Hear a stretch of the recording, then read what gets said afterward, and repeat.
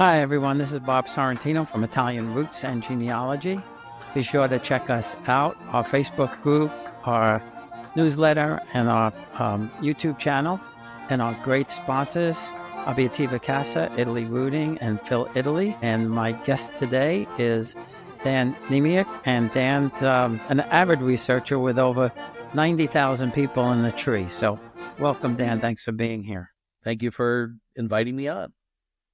My pleasure. My pleasure. So just, I know, you're a repeat guest. So just for people listening, what's your family background and everything? All right. I'll say the whole previous podcast over again. Actually, so my ancestry is only a quarter Italian, a quarter Irish with a little Scottish thrown in. And my dad is 100% Polish. My parents were born in Chicago, and some of my grandparents and some of them were born over in Europe. And, I started, I'm an only child, so my whole family knew me, and I didn't know them. I couldn't keep track of their names. So I said, I got to start listing these people out. And lo and behold, that silly statement has turned into, like you say, it's in the thousands. I made the decision. I've traced my ancestry as far back as the records would take me and as my experience would take me. And then I said, well, I need their whole families, not just the grandparent, great-great-great-grandparent. And so I start filling in all these people and all their spouses and all their kids and all their kids and their spouses. And that's what explodes out to, 90,000 plus, whatever the number is. It changes daily. As he said, I am avid. I'm going to get a T-shirt that just says avid researcher, and but it's so it's continued on. I've written a column for over 20 years in Franoi. I've been a volunteer at the Family History Center for 27, 28 years. This is my child. I don't have any kids, so my research project is my kid, and sometimes he misbehaves. Yeah, tell me about it. So now because I don't remember, the 90,000 that's the town, right? You've researched the whole town, yeah. So I'm not actually done with the whole town. I traced everybody back. I traced them forward mostly with marriages. I knew there were going to be a bunch of infants who were born, they lived a year or two, and they died. And yes, are they important to that family's story? Of course they are. Are they important to the genealogy that I care about? Less so. So I basically did the marriages up and down. And anybody who got married who was a child of this family, put them in, put their, and so basically I focused on the people that made it to adulthood and got married, and then trying to go back now and fill in all of these disparate children who I missed during all the other passes through the data. It's not all the one town. I do have a lot of records from Carbonara di Bari, which is nearby, because that's where my grandaunt's father, the stepfather, came through. For anybody who remembers my last talk, my great-grandfather died the day he came in Ellis Island, so my great-grandmother had to remarry and had a family with him, and that's when they all came over in different groupings. So as a result of that, so I've got a ton of people from Carbonara, a ton of people from Trajano, but when you do this descendant research, you find out you got people from practically every town in the province and then some, and that's still over there. Obviously, when they come to America, they can marry anybody, which, so that's kind of how that explodes out. Right. And your family, they wound up in Chicago, right? They round up in Chicago. What I am amazed at is how I know that, the whole chain migration thing, I'm sure many of your guests have talked about it, but it's like, everybody came over from, the area in Bari, Italy, and they came to Chicago. They didn't go to New Jersey. They didn't go to LA. They didn't go to Louisiana. A lot of Sicilians did, but not the Barres. And because they went where at least they'd have somebody that they knew a little bit and could hang out with and who understood, and they spoke dialect. That was important. So I'm amazed at how few, yes, a generation later, they'd end up in Cleveland. they'd end up in LA, they'd end up in Arizona or Florida to get away from Chicago's wonderful climate. And as a, so that kind of thing would happen, but it's like the pinpoints all hit Chicago first. If a bunch of people from Trujano ended up in Sheboygan or ended up in Tulsa, I haven't found them yet. And I'll family search. Give me anybody who was born in Trujano who died anywhere. And Chicago. Okay. Wow, that's something. I can't speak for other people's towns and where they, scattered. I mean, I would have thought, okay, a handful of Trigenes must have gotten off the boat in New York and said, this will do nicely. No, none of them said that. That doesn't mean it isn't nicely. It means they didn't stay. Okay. Yeah, right. Yes. Well, that's it. Most of the, my mom's family is from Mari. They're from Torito. And most of them did wind up in New York. However, after World War II, when they had the quotas, a lot of them wound up in and around Toronto, Canada, because they couldn't come directly to New York. So, my uncle's a perfect example of that. He and his family spent 4 years in Toronto before they could come into the United States. Yeah, there's of the post-World War II immigrants, Toronto's got a bunch. I've got, I'll call them semi-close cousins, but I never met them because they were in Italy when, in the 40s, even into the 50s. And they ended up in Woodbridge, which is a suburb of Toronto, and they're still there. And so I talked to a couple of them on the phone and so forth. And then there's a bunch that when they got here, the suburbs had already kind of kicked in.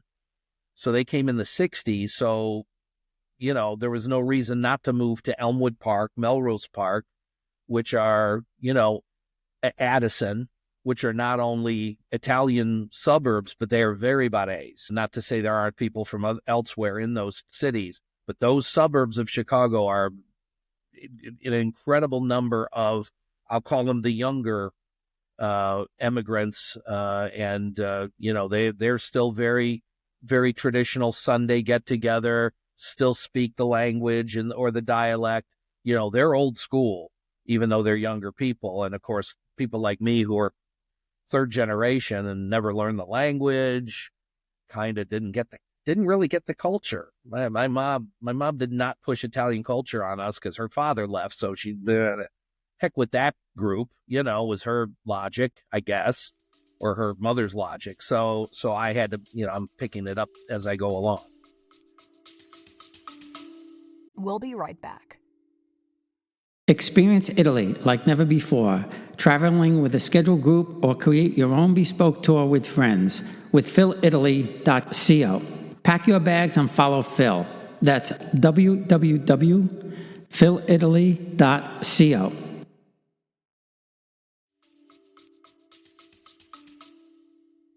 Yeah. So now I know you have a presentation that you want to share with everyone. So when we pop that up, and I have a presentation, I'm going to explain it. When you've been researching this long, you find a record and you go, boy, that doesn't make any sense at all. The computers are good that if you have a person who was born in 1922 and they have a child born in 1838, you have an error. Okay. It's either whichever way, you got to check both of them. So that kind of obvious error, the computer will tell you about as you're working on it. And I have other ones and I go, this guy's 75 years old and he's having babies. That can't be right. I better look into that again. I might have looked at it 20 years ago, but I don't remember.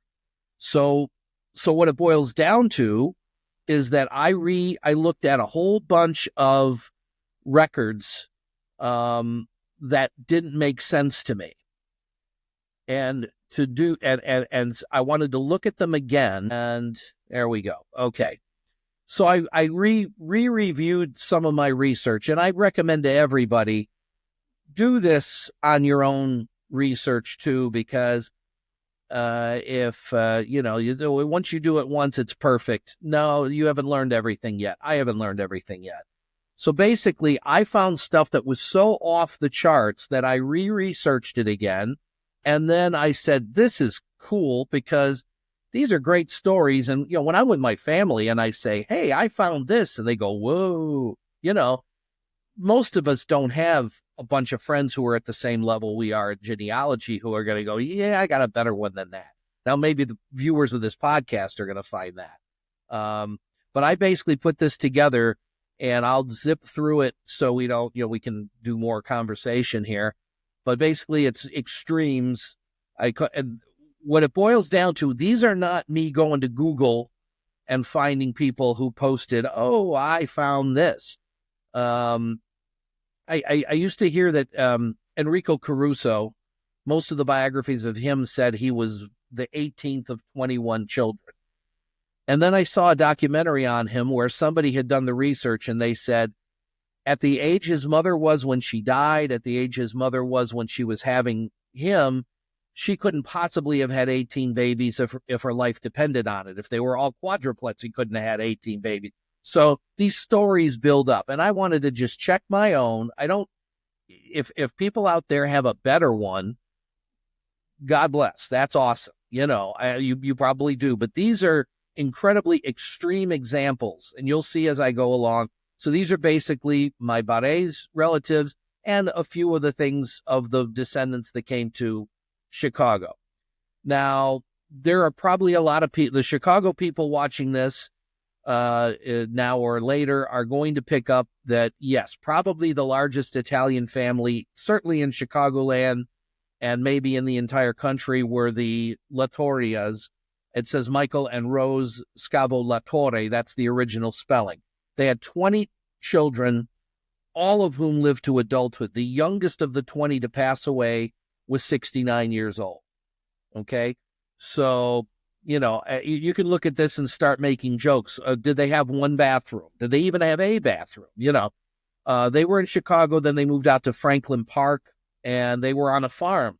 The only way you can feed 20 children is to, you got to farm your own food, and you got to have enough land to do it. I know you can't read this. It's tiny, but so they were all born between 1907 and 1934. The family got an award. They were taken by bus to the World's Fair in Chicago in 1933. So the mother was carrying the 19th child at the time, and the 20th had not yet been conceived. They're all gone now.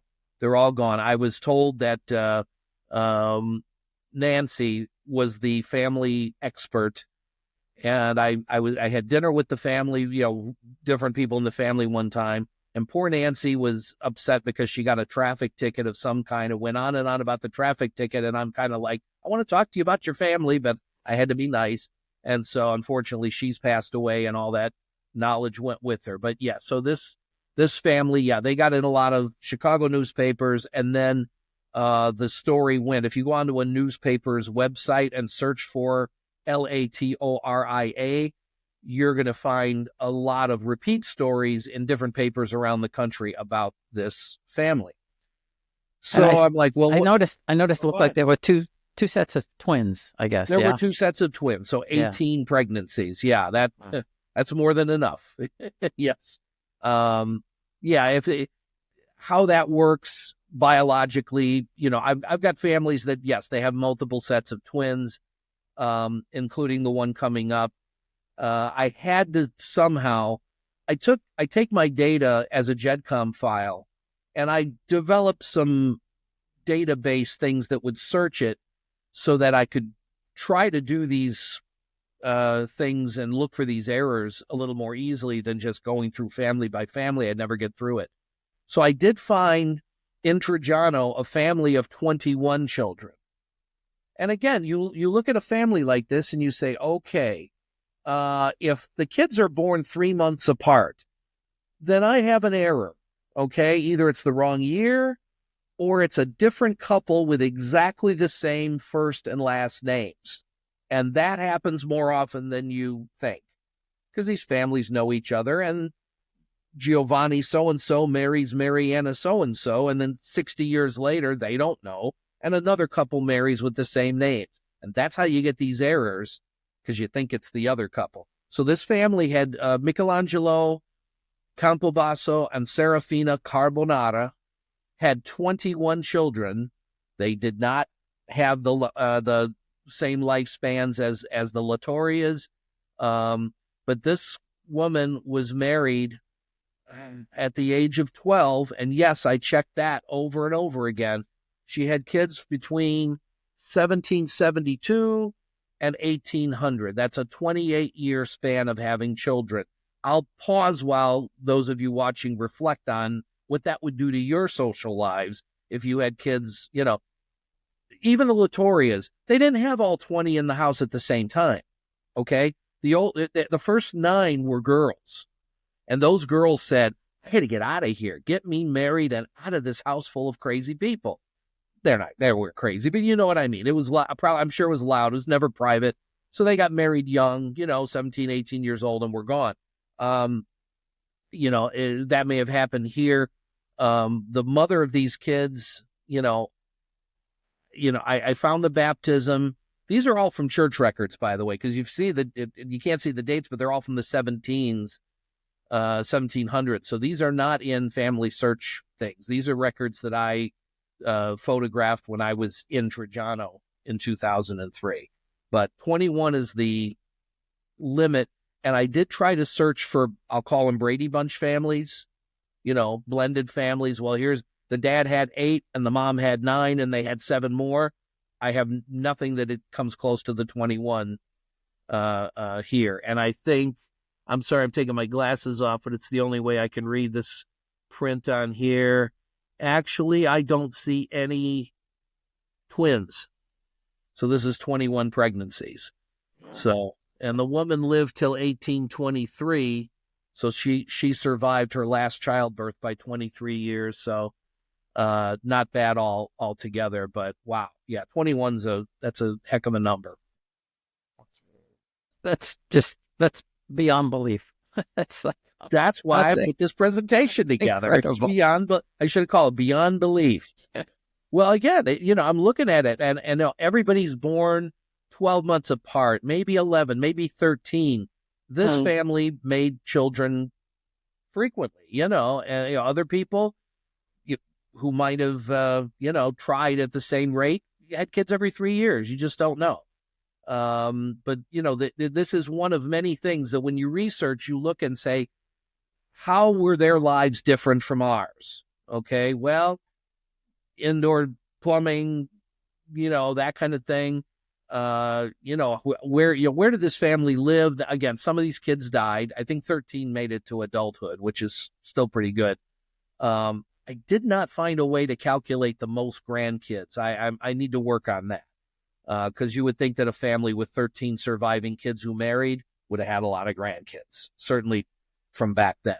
But that's one of the big things about the culture is that, well, they had as many children as biology allowed, whether that was the mandate from the Vatican or, because they're, of course, Catholic, or it was cold. What else was there to do? But here we are, a lot of kids born in October, November, December, which means it was February, March when mom and dad got together. So maybe that was part of it, was the heating systems weren't very good.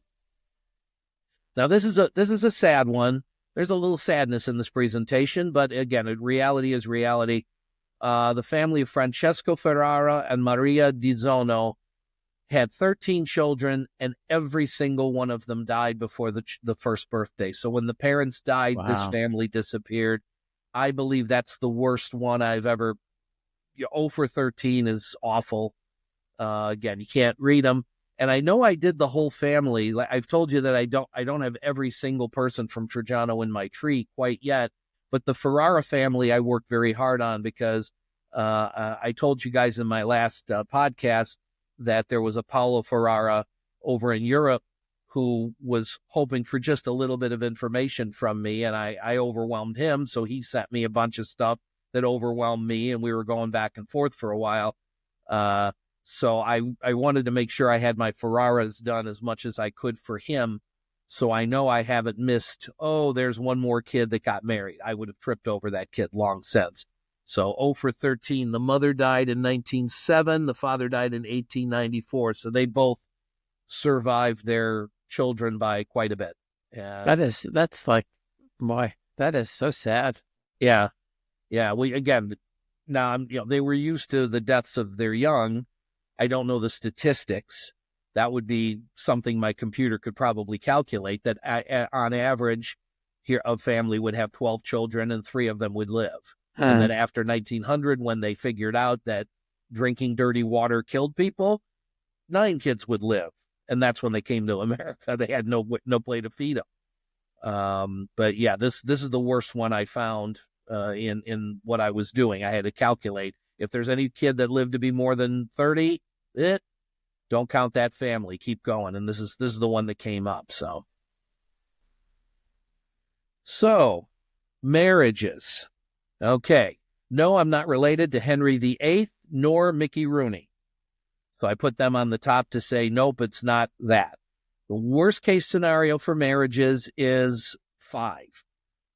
Although on the death record, it says married 4 times, but he was married 5 times. Even the clerk couldn't keep track. So Giuseppe Antonio Volpi, 1802 to 1874. So I list, again, not if you can't read it. So he married for the first time in 1824. She died the next year, possibly in childbirth, but there's no child recorded. And then he married again in 1827. She died in 1841.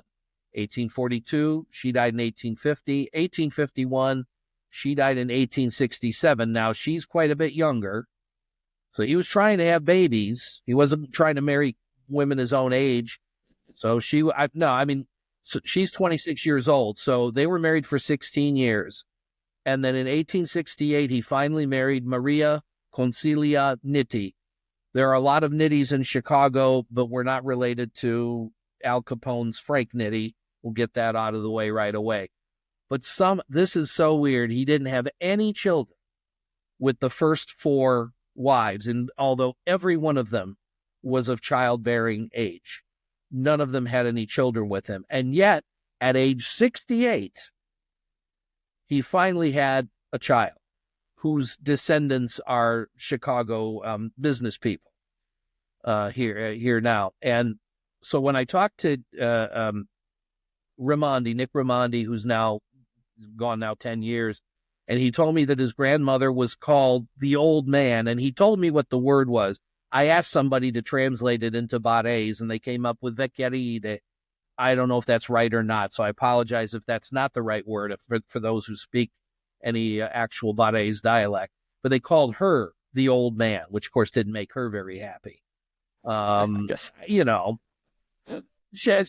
She wasn't incredibly attractive. She wasn't incredibly ugly. She was kind of average if you look at the pictures I've seen, but they were older at any rate. And it's just so striking that, I mean, all the wives died young. So, if you want to be a conspiracy theorist and they weren't having children. Well, that was Henry VIII's problem. She was having children. She did. I mean, and ultimately this final child was a woman, but it wasn't to succeed to a monarchy, which was Henry VIII's complaint.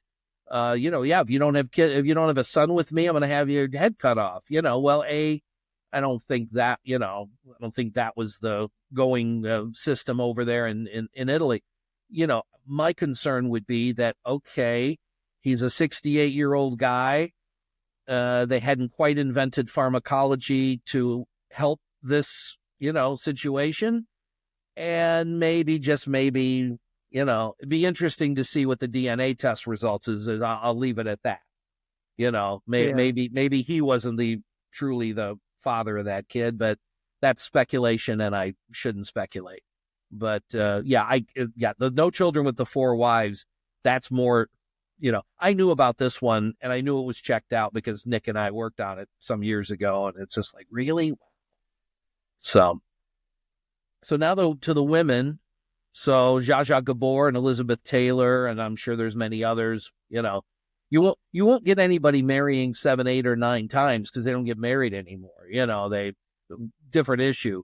at least amongst the Hollywood elite. But Alba Maria Minini, I apologize for the pronunciation. I don't know what it is. So she lived to be 80. She married at age 20, widowed, married at age 30, widowed, married at age 47. So, okay, no kids certainly coming from these last three. Married again 3 years later, and then married for the last time at the age of 68 of someone. Her husbands were all her age. So again, it was a matter of possibly just, okay, there's still kids in the house, we need an income, or lonely, who knows. But she married 5 times. Nothing, I'm sure she had kids with the first 2 spouses, because I didn't even bother to write that down. But so I have no one else who married more than 4 times.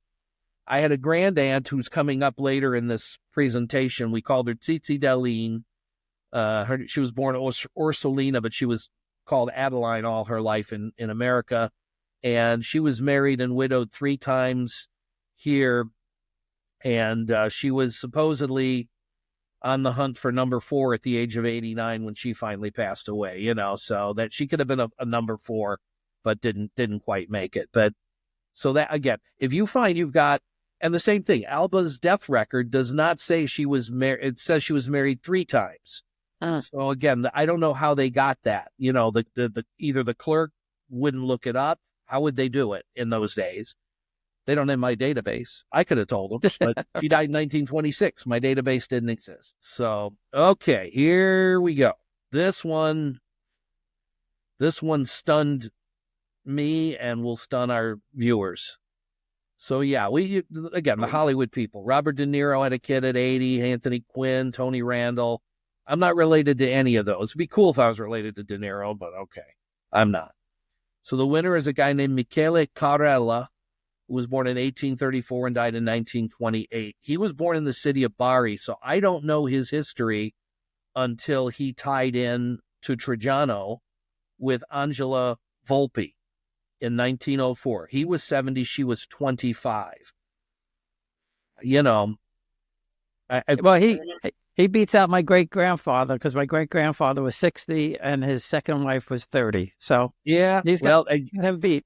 Again, it's not a contest, and I'm sure people can look in, and the marriage dates or the marriage records are pretty complete when they have the ages on them, and it's like, okay, so I know I've got the right couple. I just don't know. It does say he was a widower, okay. So I have no idea how many kids he had with however many other spouses he might have had in the city of Bari, because Bari is so hard to research. It's it's like trying to research Chicago, with a fine-tooth comb. It's not easy. So he didn't just have one little accidental kid. I mean, we got the 68-year-old, also Volpe, but no relation, or at least not a close relation. But he started having kids with her at age 72, and he had his last child, I am not kidding, at the age of 89. He had 8 kids after his 70th birthday. I'll pause for a moment for everybody to go, are you really sure about this? Yeah, I wouldn't present it on a public forum if I weren't darn sure about it. Now, they made a big deal about Charlie Chaplin, who in his final marriage, he always married teenagers anyway, which is all, that's a different discussion. But he was 54 when he married Eugene O'Neill's daughter, Una, and she was 18, and then they had 8 kids. But his last one was at age 73. He would be more than impressed by Mr. Carella here, because Chaplin didn't even live to be 89.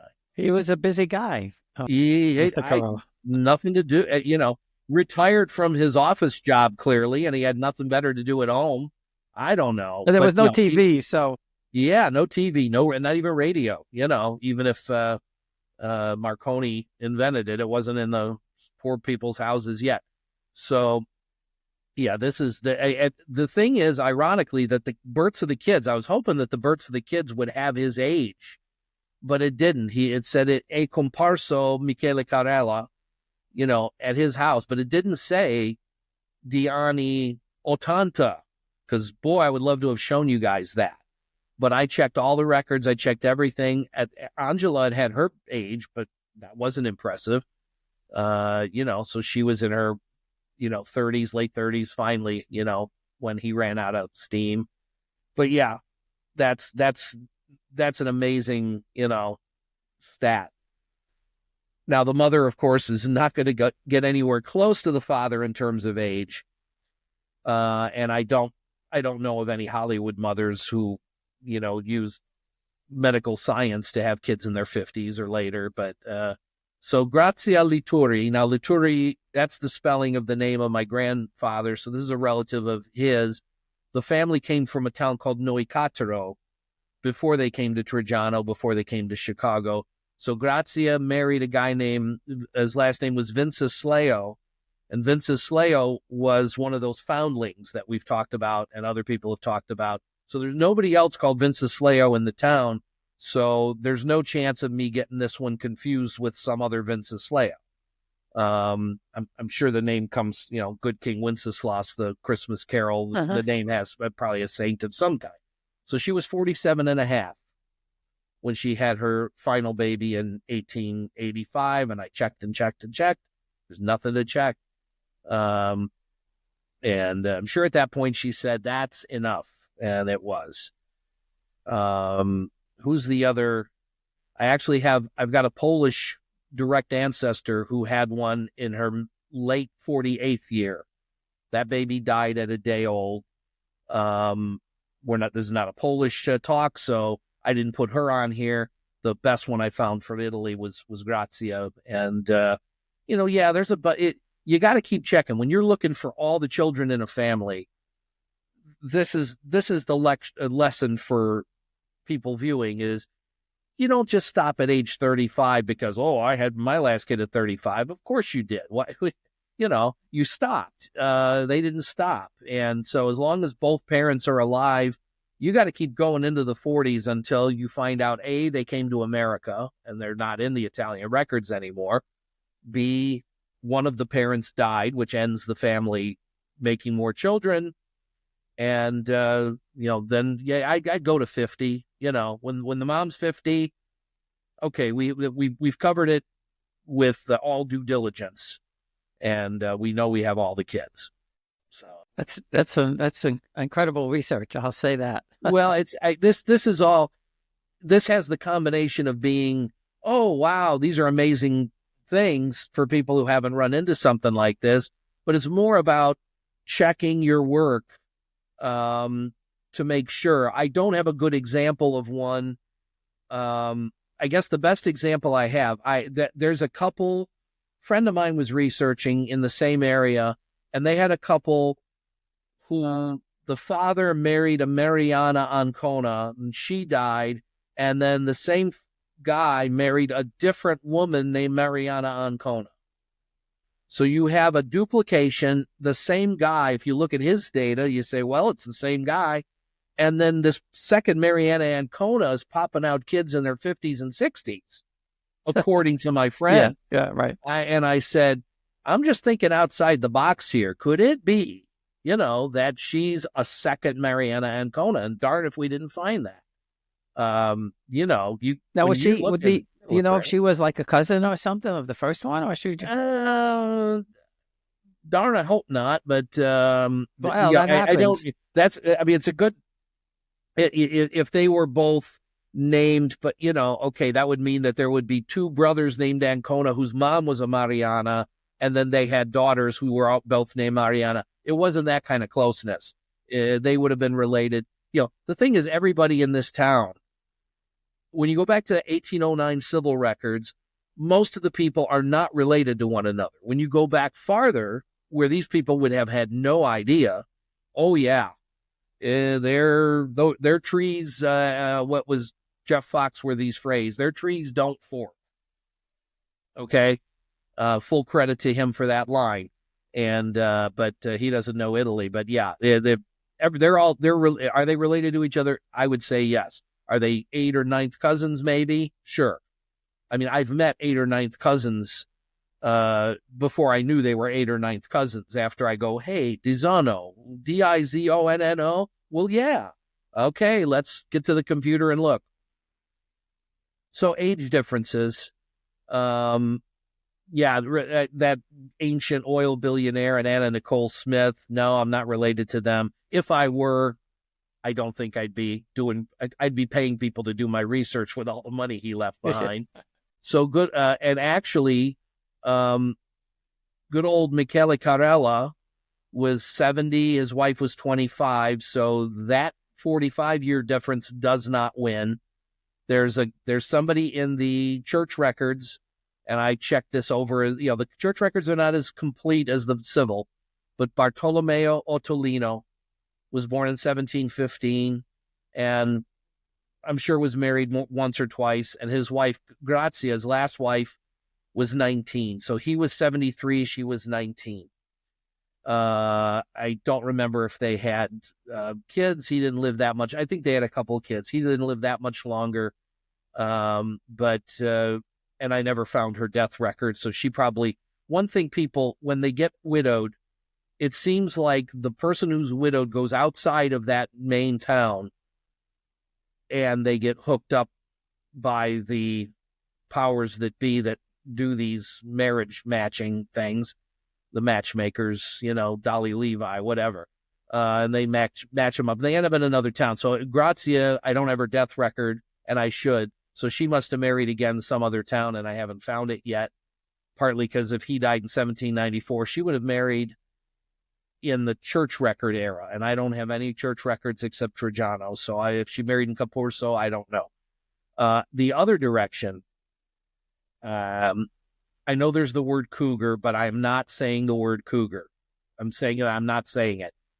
But here's Michele Mastro Leonardo, born in 1784, 21 years old, married to Carmela Noe, who was born in 1748. So that's a 36-year difference the other direction. Yes, I made sure that I had the right parents, and I made sure that, now if they'd had kids together, okay, there's a problem here. It's a different Carmela Noe. So that I can't explain that, but it is what it is. And that's the farthest opposite of the age of a married couple. It's, I like I say, I don't know how the viewers are going to, I hope they're inspired to check their own records and go, oh yeah, I got a pretty bad one. Let me take a look at that again. But again, look at it in terms of, is your research right? It's a cool story to tell people. I have not given this PowerPoint as a presentation out at a library or a genealogy society. I want to do that so I can hear a bunch of people go, oh, they're going to do that. I did. Yeah. Right. And in the back of the room, there's going to be one guy going, that's a bunch of, I don't believe it, So shortest, I'm going to get to longest marriages just because I want to get the bad ones out of the way here. So Domenico Caputo, who I think is some distant relative of Pat Cooper, the comedian. His family's from Mola di Bari and was originally Caputo. I intend to research his family line in order to see if he ties in, but I don't have that many connections to Mola di Bari, which is another town nearby.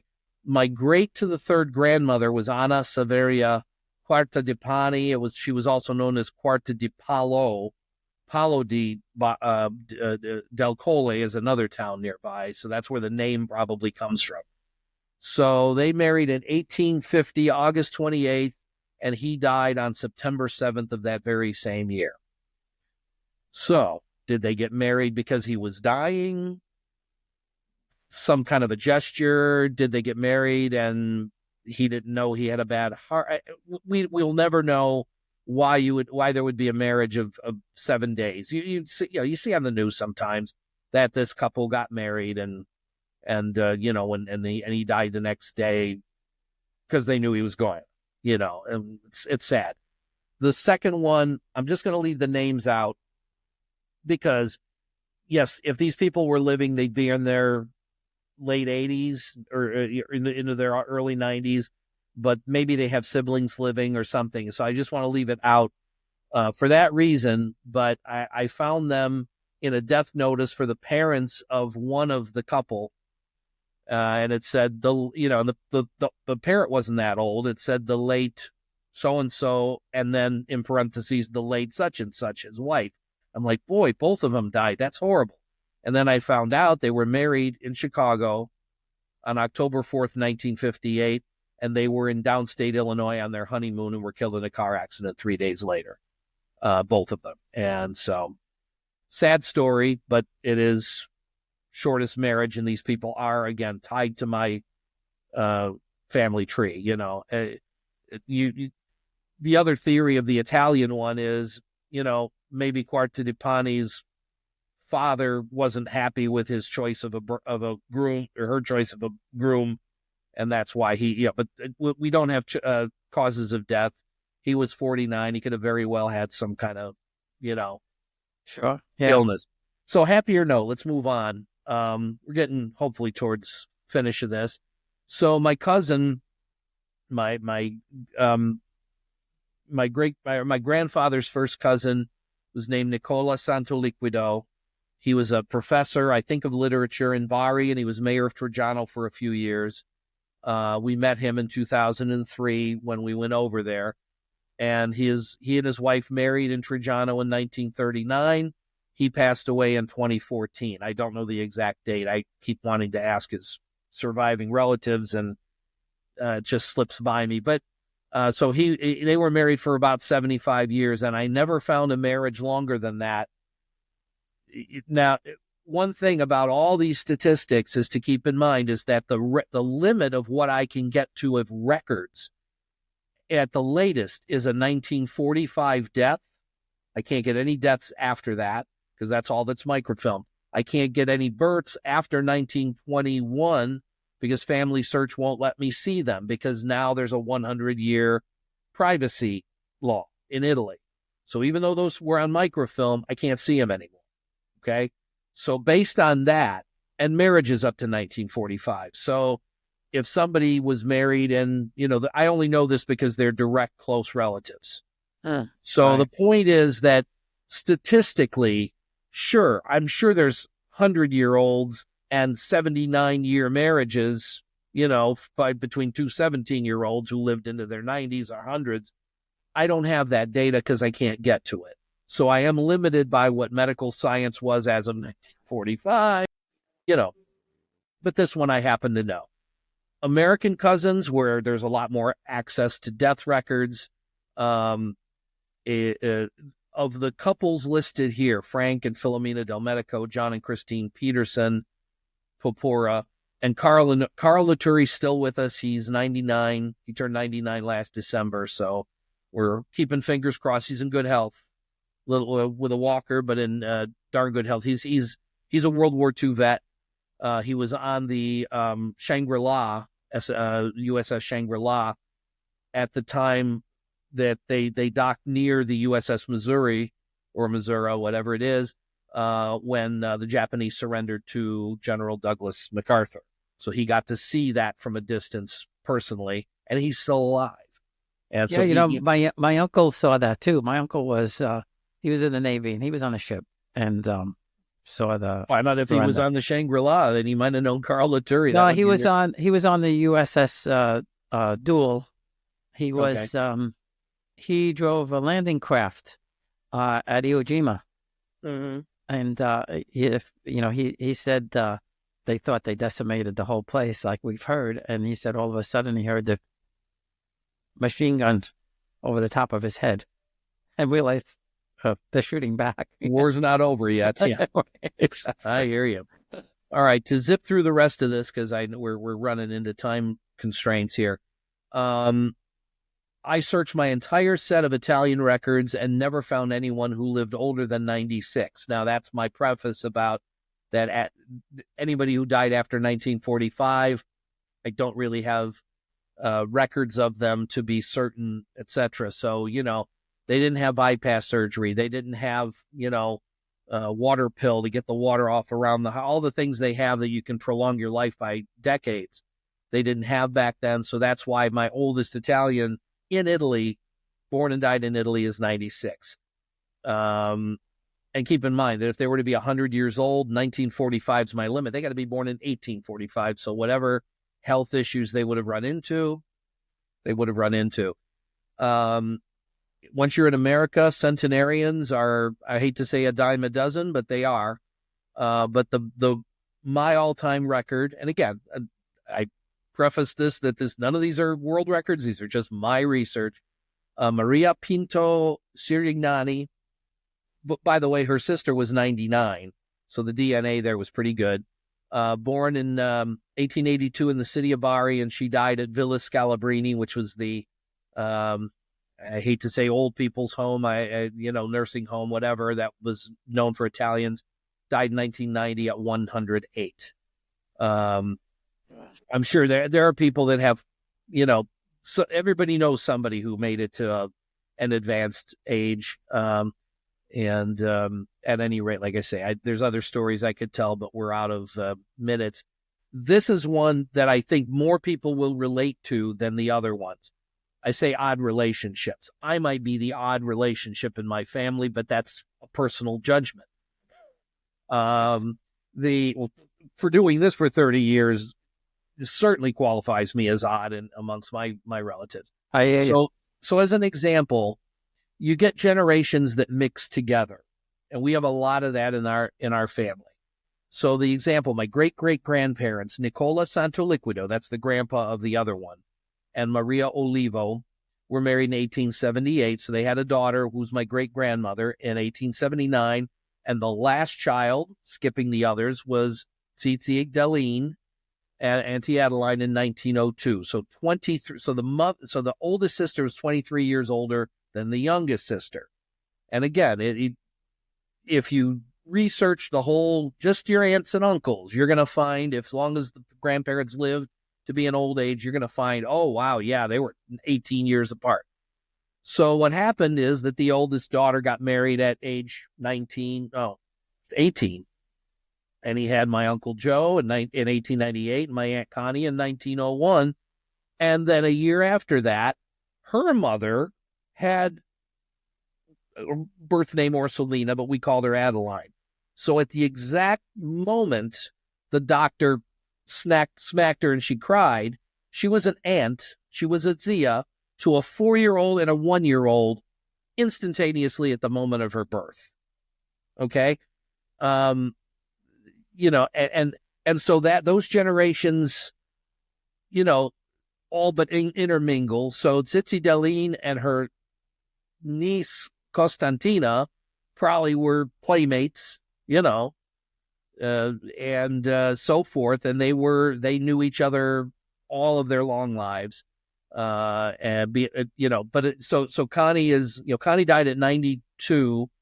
So at age 88, she could still say, I got an aunt living. Hey, you're 88. Your aunt can't be living. Yes, she can. Yeah, I have some of that in my mom's family, actually. I think a lot of people have it, and that's how they get confused about once removed and all that stuff. So I think, are there other possible topics? I haven't thought of them yet. I would like most grandchildren. The Latorias, I think when the dad died, he had 64 or 67 grandchildren and 64 or 67 great-grandchildren at the time of his death. And that's what I want to calculate, is how many were living. And, what I would actually like to do is generate the death notice with everybody's name in it. That would be so, That would be quite a list. Grandfather of everybody. We can't afford it. That's funny. Yeah, I mean, it's incredible stuff, and I've never seen anybody put something like that together, but it is really, really interesting, and it's kind of, especially with some of the marriages and things like that, it's interesting to see, what's the word I'm looking for? Almost like in some cases, some people just had to be married, I guess. They just. They made a big deal. I've seen it in a number of documentaries about Franklin Roosevelt. His mother was married to a man. No, I'm sorry. I forget what it was. Yeah, Franklin Roosevelt's mother died, or no, the first wife died of his father.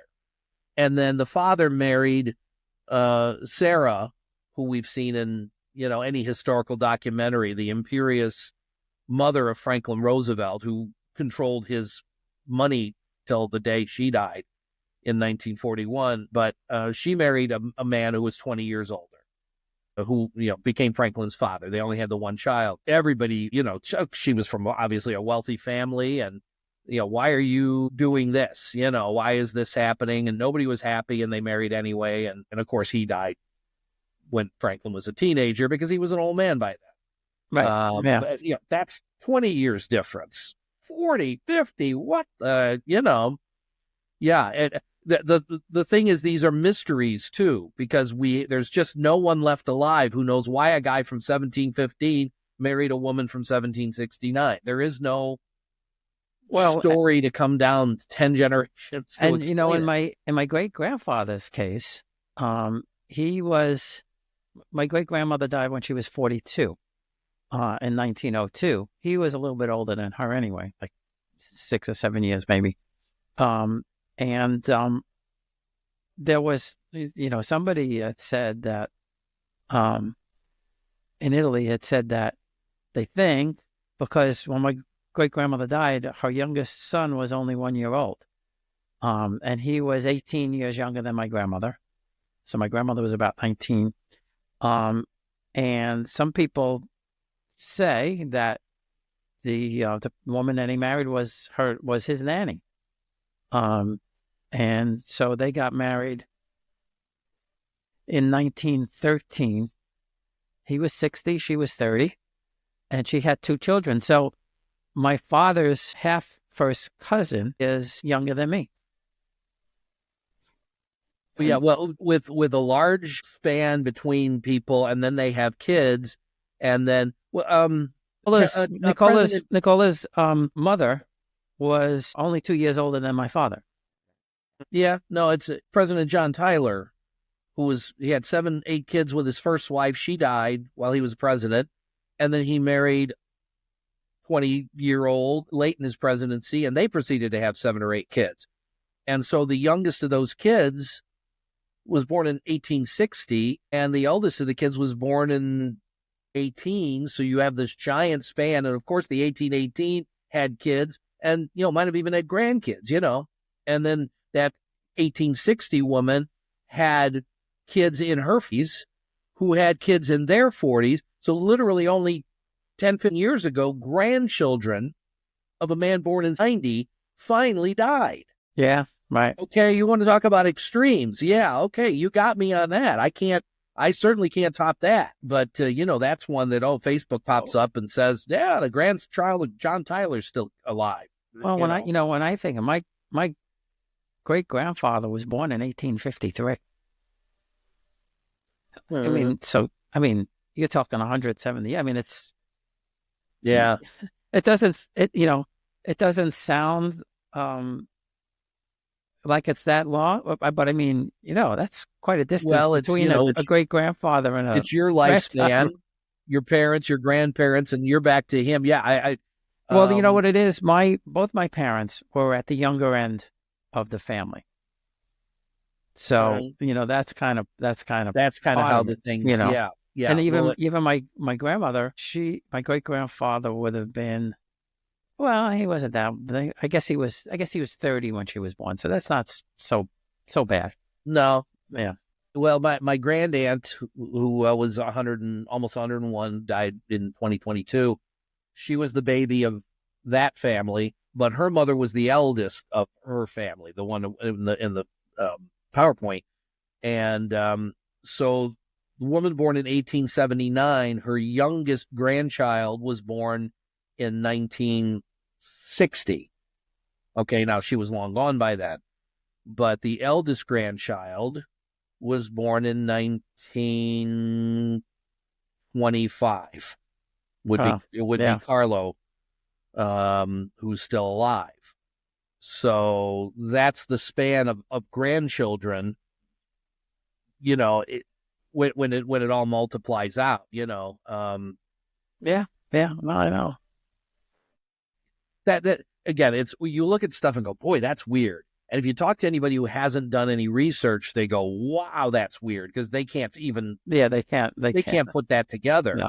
No. And which is okay, good. And that's a story I can tell that they're not going to go, yeah, I've heard that before. Maybe they have. You know. So Dan, before we go, if anybody wants to, can people find your research or your tree anywhere? Or Well, that's a loaded question. I need to make it public in case something happens to me, that this data doesn't just get tossed in a trash can. I have not, if I put all this data out on Family Search or Ancestry or my own website, then unfortunately what that means is a lot of people are going to grab data off of it and not say thank you. So I really haven't done that. Some of the Ancestry stuff is on Ancestor Research, is on Family Search. And right now I'm dealing with some things with my elderly parents, which are taking up my time. And when that's no longer a case, then I need to sit down and go, okay, I need to make sure that this data is out there for the world to take advantage of when I'm on the other side of the side. But so the short answer is no, I really haven't put my research out in that kind of a form. No. But if somebody's from Trajano or Carbonara and want, or they got a name that maybe throw an email my way. I'm fine with an email. I may not get back to you right away, but d.niemiec@comcast.net, and just put a subject, genealogy. That'll get my attention. And the worst I can do is say, well, you're not related, or, and if they're related, I'll help them out with stuff. It's better that way. I don't take clients. I can't. I just don't have the time. I know. Well, I know. When I'm retired, maybe. I know what you mean. Well, Dan, this has been absolutely fascinating. I love all this stuff, and I'm sure everybody's going to be interested by it.